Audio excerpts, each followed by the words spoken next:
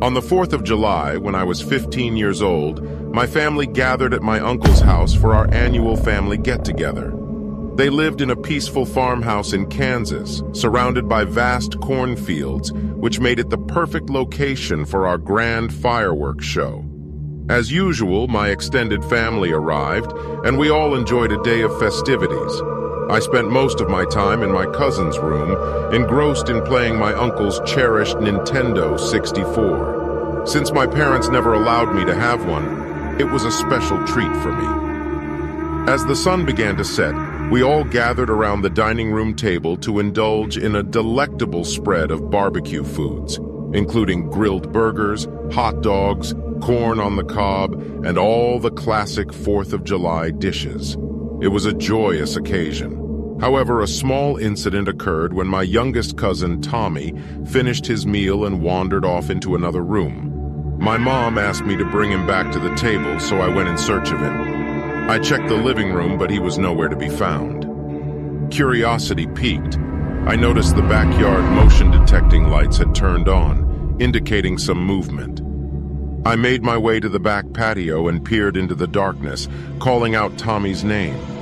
Unfortunately, the lights didn't reach far enough to reveal his whereabouts.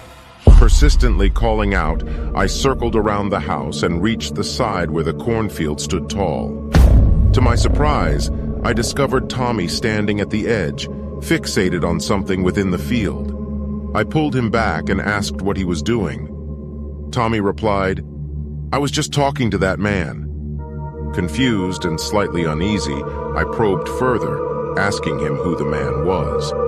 Tommy explained that there was a tall man standing in the cornfield. I glanced toward the field but saw no one. Deciding it was best to go back inside, I led Tommy indoors, a sense of unease lingering within me.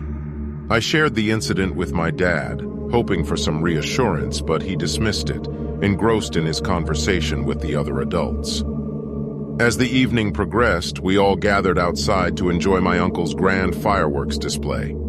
The incident with Tommy and the mysterious man in the cornfield had slipped from my mind amidst the excitement.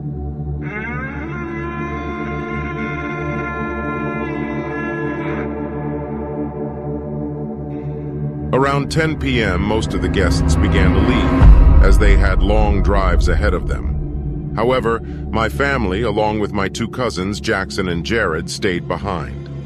We decided to indulge in more fun, playing Nintendo 64 in Jackson's room while being mindful of the noise. As we played, we heard a commotion coming from the backyard. Anxious glances were exchanged among us. Jackson cautiously approached the window and swiftly ducked down, startling us. Curious, we asked him what he saw. Jackson's voice trembled as he revealed that he saw a man sitting on the swing set in the backyard. Unsettled, we tried to convince ourselves it was a prank, but deep down, we knew Jackson wouldn't joke about something like this. Driven by a mix of fear and curiosity, we crawled to the window and peeked outside. To our horror, a dark figure sat on one of the swings, creating the eerie, creaking sound that had caught our attention. The figure swung back and forth, oblivious to our presence. Instinctively, we dropped to the floor and whispered to each other, desperately seeking a logical explanation. The squeaking of the swing suddenly ceased, heightening our anxiety. We lay there, paralyzed with fear, for what felt like an eternity. After what seemed like an eternity, we realized we needed to ascertain if the figure was still there. Cautiously, I rose to my feet, preparing to take another look. The moment I peered out the window, the figure stood up and stared directly at me, wearing a wide, open-mouthed smile. Fear consumed me as I hastily opened the window and hurled threats at the figure. But the smile persisted, devoid of any reaction. We fled down the hall, frantically waking up our parents and recounting the terrifying encounter. In the chaos, Tommy had awoken and made his way to the window. He claimed that the man was the same person he had seen in the cornfield earlier.